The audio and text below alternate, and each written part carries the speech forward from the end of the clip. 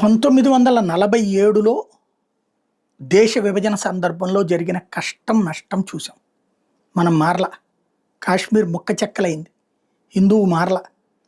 ఆ తర్వాతన మన కళ్ళ ఎదురుగుండానే 11 రాష్ట్రాల్లో హిందువులు మైనారిటీలయ్యారు. మనం మారట్ల.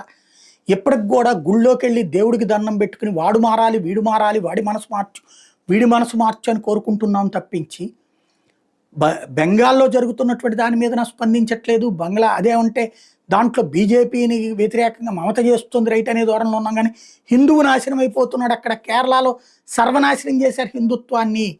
ఇట్లాంటి వ్యవహారాలు ఎందుకు మనం ఆలోచించట్లేదు? చివరికి వందే భారత్ రైళ్లని కూడా అంగీకరించలేని మనస్తత్వంతో ఉన్నవాడు మన మధ్యనే ఉన్నారన్నటువంటి విషయాన్ని ఎందుకు పట్టించుకోవట్లేదు? కాశ్మీర్లో మన కళ్ళ ఎదురుగుండానే ఊచకోతకు గురయ్యారు 92, 93 అన్నటువంటి విషయాన్ని ఎందుకు పట్టించుకోవట్లేదు? సమాజం కనుక